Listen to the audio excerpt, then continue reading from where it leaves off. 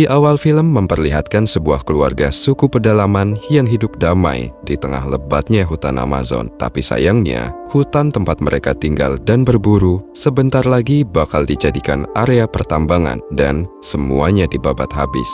Adegan kemudian pindah ke sebuah asrama kampus, tempat tinggal seorang siswi baru bernama Justin. Ternyata, anak pejabat ini terganggu sama keributan latihan demo para mahasiswa. Padahal, ini hari Minggu. Justin sama temennya yang bernama Keiichi resah banget sama para senior mereka yang hobi demo. Apalagi, mereka udah ganggu momen santai di hari libur.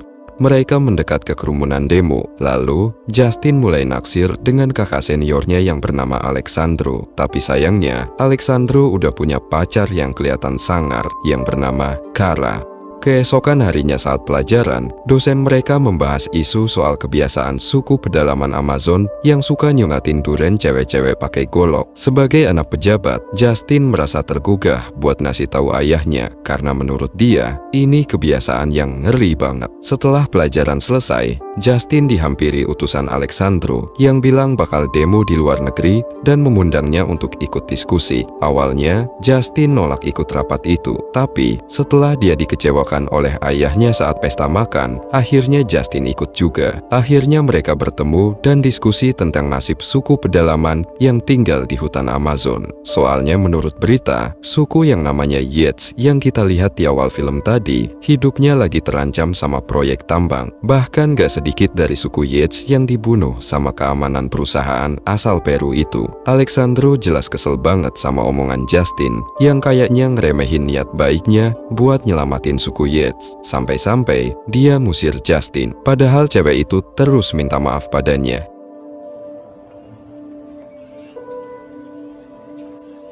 Yes. Why?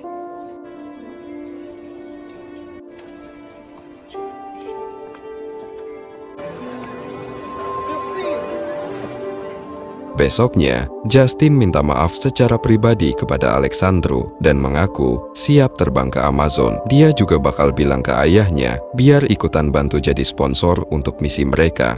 Singkat cerita, Alexandro ngadain rapat terakhir buat rencana demo mereka dan akan ngeviralin proyek yang bikin heboh itu. Dia berharap perusahaan asal Peru itu dihujat seantero dunia sampai proyek pembangunannya cepat dihentikan. Terus Justin nelpon ayahnya buat bilang rencananya mau pergi ke pedalaman Amazon. Ayah mana yang gak khawatir denger anaknya mau berkunjung ke hutan belantara? Jelas dia sangat keberatan, apalagi ayahnya ini adalah pejabat PBB. Tapi akhirnya dia nggak bisa nolak juga.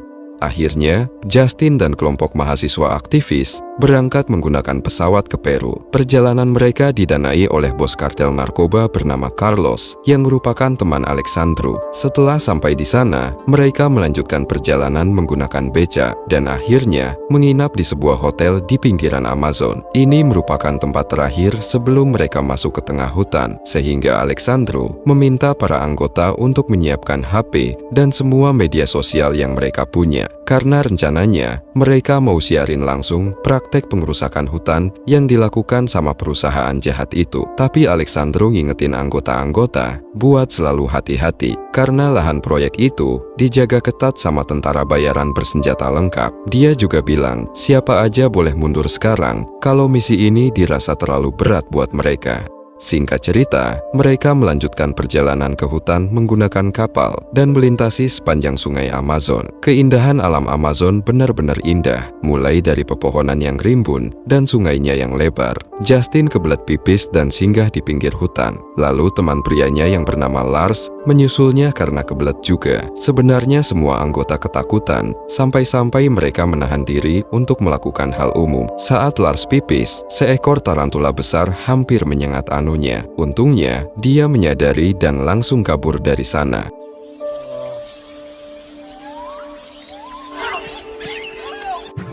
Shit! The fucking tarantula almost bit my dick off! Setelah perjalanan panjang, akhirnya mereka tiba di wilayah tambang. Mereka langsung ganti kostum pekerja buat nyamar dan demo, terutama smartphone buat live streaming. Karena menurut Alexandro, dia udah nyiapin jaringan satelit yang bisa mereka akses berkat mata-mata yang udah ditempatin sama Alexandro di sana. Saat para pekerja proyek lagi istirahat, mata-mata Alexandro ngasih kode kalau ini waktunya para mahasiswa buat bertindak. Mereka langsung mendekati bulldozer memakai topeng, lalu merantai tubuh mereka sendiri untuk menambah efek dramatis. Ponsel mereka keluarkan untuk merekam wilayah itu secara live, sambil memperlihatkan kekejaman para pekerja proyek terhadap mereka. Bom gas air mata mendadak meledak, yang ternyata para tentara bayaran memergoki mereka. Ketegangan pun terjadi, di mana Justin gagal merantai tubuhnya sendiri, sehingga dia cepat diambil petugas dan diancam ditembak. Tapi Alexandro dan pacarnya yang bernama Kara malah nyuruh si keamanan buat nembak Justin, si anak pejabat PBB itu. Semua ini mereka lakukan supaya makin menarik perhatian simpati dunia. Sementara Justin terlihat syok, karena sekarang dia tahu alasan Alexandro ngajak dia gabung. Tepat saat itu, pihak kepolisian setempat tahu aksi para mahasiswa ini, sampai pihak keamanan juga nggak bisa berbuat apa-apa, dan langsung nyerahin mereka ke polisi. Untungnya, Carlos berhasil nyogok polisi itu, sampai para mahasiswa itu bisa pulang lagi menggunakan pesawatnya. Mereka semua kelihatan banget senengnya, apalagi video mereka berhasil trending hampir di seluruh dunia. Mereka minum bareng dan bagi-bagi uang, yang membuat Justin tak nyaman karena curiga dengan tujuan mereka. Di waktu yang sama, Alexandro minta maaf karena udah mengorbankan Justin. Alasannya sih, karena dia merasa pihak keamanan gak bakal berani nangkep Justin di depan kamera. Tak lama kemudian, karburator pesawat mendadak meledak. Kecelakaan itu gak terhindarkan dan menewaskan para pilot serta beberapa mahasiswa.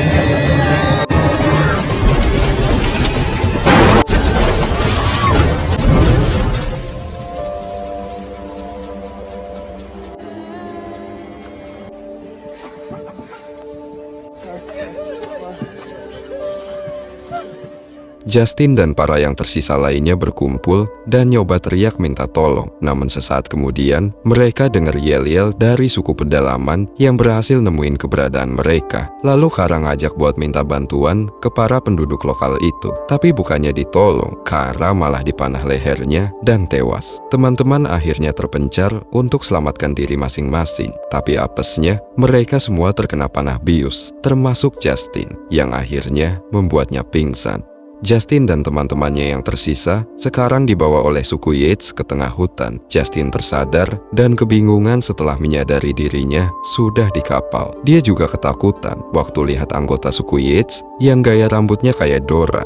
Pas sampai di perkampungan suku Yates, Justin dan teman-temannya langsung disambut oleh penduduk suku yang mengerumuni mereka dengan gembira seolah mendapatkan buruan. Mereka pada takut banget, apalagi pas lihat gapura suku Yates yang dihiasin sama bangkai dan tulang manusia. Mereka menyadari bahwa ini adalah tempat suku kanibal itu berada. Di tengah-tengah kegembiraan penduduk, datanglah sang kepala suku yang menganggap Justin dan teman-temannya adalah hadiah dari Dewa Langit. Kepala suku mencium aroma goib mereka dan menyimpulkan bahwa Justin masih perawan. Setelah sesi pemeriksaan, kepala suku menyeru warga untuk mengurung para tawanan itu di kandang. Selanjutnya, kepala suku memerintahkan penduduk untuk mengambil salah satu yang paling gemoy di antara para mahasiswa ini. Teman Justin yang bernama Jonah dipilih, di mana dia berterima kasih karena mengira sedang diobati oleh penduduk Yates. Padahal, dia akan dijadikan hidangan pesta syukuran suku Yates yang sebenarnya adalah manusia-manusia kanibal. Jonah dibius, lalu dia direntangkan ke batu dan para algojo langsung memotong-motong tubuhnya seperti daging geprek.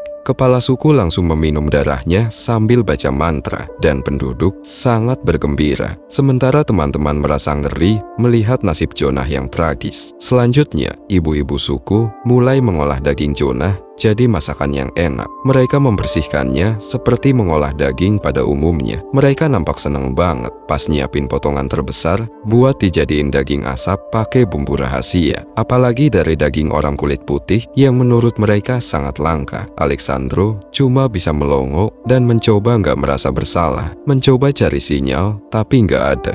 Gak lama kemudian, mereka kecium aroma daging dari asap pembakaran yang semerbak nyebar ke seluruh perkampungan terpencil ini. Ternyata, para penduduk telah menyantapnya bersama-sama. Terlihat Justin dan yang lain pada sedih lihat nasib teman mereka yang tragis banget. Takut jika mereka berikutnya. Lalu sesaat kemudian, Amy mendadak kebelet buang hajat dan terpaksa dibuang di hadapan teman-teman, membuat mereka jijik. Sementara penduduk suku terus menertawakan mereka. Waktu malam datang, mental mereka langsung down dan takut. Mahasiswa ini mikir, mending mati sekarang daripada nasibnya berakhir kayak Jonah. Apalagi nggak bakal ada yang datang nolongin mereka. Soalnya tempat ini benar-benar tersembunyi. Tiba-tiba Alexandro bilang supaya mereka sabar nunggu, karena sebenarnya dia sama Carlos udah kerja bareng perusahaan lain yang bakal gantiin perusahaan ilegal ini. Terungkap bahwa tujuan Alexandro memviralkan perusahaan ini tak lain hanyalah untuk menjatuhkan perusahaan tersebut. Temannya si Brewok langsung marah karena ngerasa Alexandro cuma manfaatin dia sama temen-temennya doang. Tapi dengan santainya Alexandro malah ngajak mereka buat gabung jika perusahaan baru itu berhasil mengambil alih wilayah ini. Lagian, Alexandro juga nggak peduli dengan lingkungan dan suku ini. Mereka pasti bakalan punah juga karena perkembangan zaman. Meskipun Justin dan yang lain kesal sama Alexandro, tapi setidaknya mereka sekarang punya harapan jika perusahaan kedua itu benar-benar datang. Cuma masalahnya, kedatangan perusahaan itu paling lambat 3 hari lagi. Mereka jelas panik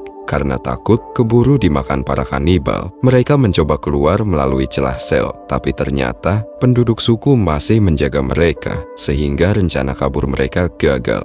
Get out of here, you guys just have to help me, okay?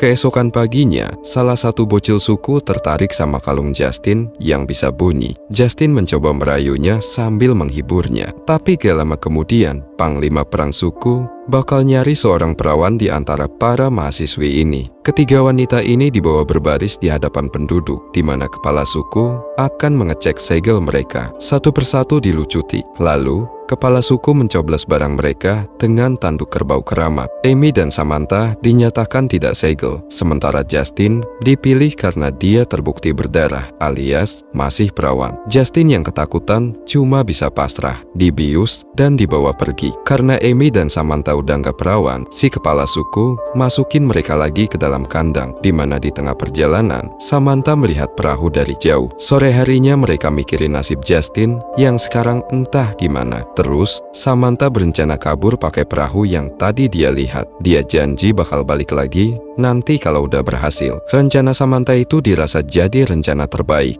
Brewok bakal ngalihin perhatian penjaga pakai suara HP, dan setelah penjaga itu teralihkan, Samantha bergegas naik celah kayu dan langsung kabur secepat mungkin menuju kapal. Sepertinya rencana mereka ini berjalan mulus sejauh ini. Keesokan harinya, penduduk suku sibuk banget nyiapin ritual buat besok. Sementara Justin, yang tubuhnya udah dilukis pakai motif polkadot, balik lagi dikurung sebelum nanti disiapin buat sesuatu.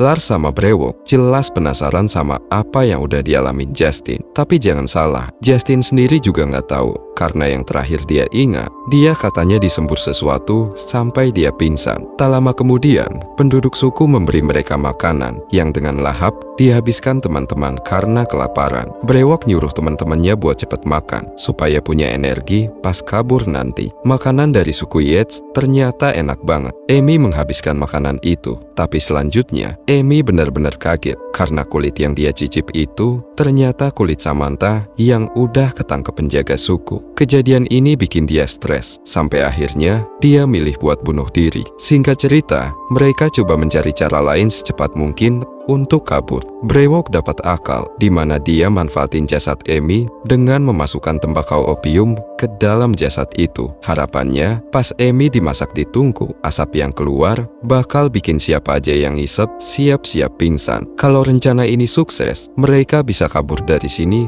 gampang banget karena sebagian penduduk suku akan mabuk. Di tengah Brewok sama Lars sibuk nyiapin mayat, Alexandro malah ngasah biji yang katanya bisa ngurangin stres. Apalagi hal itu dilakukan di hadapan teman wanitanya, yakni Justin, yang tentunya sangat tidak etis dan menjijikan. Brewok marah besar melihat itu dan langsung mencekik lehernya saat itu juga. Tapi Alexandro tetap fokus ngasah bijinya, membuat Brewok makin emosi. Keributan itu mengundang Algojo suku masuk. Lalu, setelah dia menyadari ada yang mati, Algojo tersebut langsung menggeprek mayat Amy untuk dimasak. Ternyata perhitungan Brewok benar. Para penduduk suku mulai mabuk setelah memakan Amy. Mereka nampak enjoy bareng dan mulai lengah dengan kondisi sekitar. Mumpung penduduk suku pada tinggi, Brewok langsung ngajak teman-temannya buat cepet kabur. Justin dan Brewok berhasil keluar, tapi saat giliran Lars, Alexandro mendadak membiusnya dan mencegahnya untuk pergi.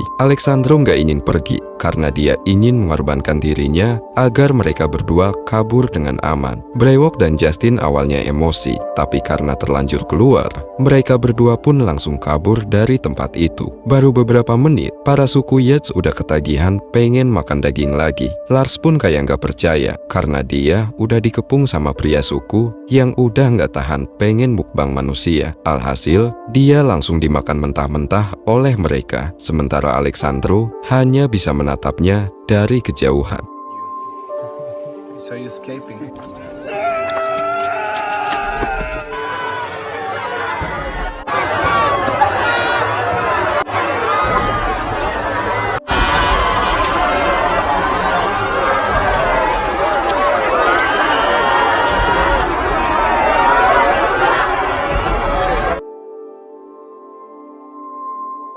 Di lain sisi, Justin terjebur ke sungai saat perjalanan kabur, tapi untungnya Brewok langsung menolongnya. Keduanya berlanjut ke lokasi jatuhnya pesawat buat nyari GPS yang punya fitur kirim sinyal SOS. Gak lama kemudian, mereka nemu bangkai pesawat yang ternyata masih ngebul. Mereka langsung kaget setelah lihat para mayat yang udah ditancapkan di atas kayu layaknya sate. Apalagi GPS yang mereka cari ternyata baterainya udah habis. Tapi tiba-tiba mereka dengar dering HP yang nunjukin ada sinyal. Tapi dua suku mendadak datang lagi dan langsung membius mereka berdua. Keesokan harinya, Justin yang tertangkap. Sekarang lagi disiapin buat ritual persembahan. Para ibu-ibu suku mengecat tubuh Justin yang kayaknya udah nggak punya harapan lagi. Sementara itu, Brewok diikat di tiang, lalu tubuhnya dilumuri madu yang bisa mengundang semut hutan. Di sini Brewok teriak kesakitan karena telah disengat oleh kawanan semut itu. Ini adalah hukuman baginya karena telah kabur bareng Justin. Di tengah penderitaan Brewok, kepala suku ngelakuin sesuatu lagi ke duren Justin, tapi tiba-tiba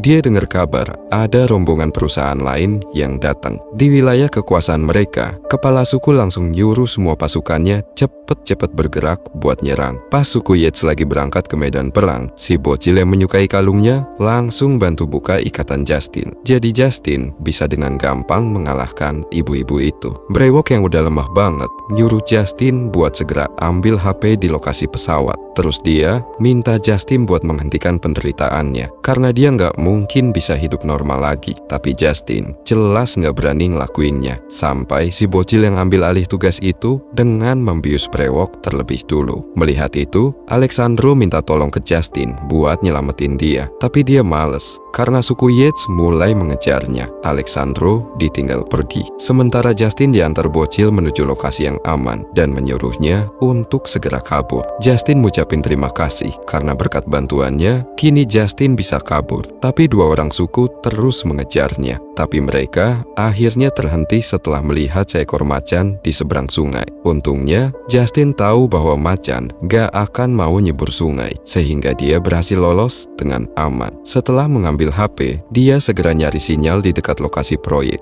yang ada sinyal satelitnya. Tapi pas sampai di lokasi proyek, Justin melihat baku tembak antara tentara bayaran melawan suku Yates. Dengan cepat, penduduk suku berjatuhan karena peluru yang berujung pada pembantaian. Justin merekam peristiwa itu dan melakukan siaran langsung. Lalu dia berjalan ke arah tentara dan menyuruh mereka berhenti menembak. Justin mengaku bahwa dia putri dari pejabat PBB yang telah tersesat setelah kecelakaan pesawat. Sontak, tentara bayaran itu menghentikan tembakan dan menyuruh Justin membuang ponselnya. Penduduk suku yang tersisa mengamatinya dan melihat Justin sebagai sosok yang berhasil mengusir penjajah. Kemudian salah satu tentara bertanya padanya, apakah masih ada orang lain yang hidup? Tanpa ragu, Justin menjawab, tidak, aku satu-satunya yang selamat. Semua yang lain sudah meninggal. Setelah itu, Justin dengan selamat dikirim pulang setelah terjebak di antara suku-suku itu. Tak lama kemudian, kabar tentang keselamatan Justin dari kecelakaan pesawat yang berbahaya ini menyebar ke seluruh dunia dan dia menjadi terkenal di media sosial dalam sehari. Tapi dia tidak pernah mengungkapkan bahwa teman-temannya meninggal bukan karena kecelakaan pesawat, melainkan karena dimakan suku-suku itu. Sebaliknya, dia bilang ke dunia kalau dia bisa selamat karena mendapatkan bantuan dari orang-orang asli suku itu. Dia seharusnya sudah meninggal di hutan hujan Amazon setelah kecelakaan pesawat itu.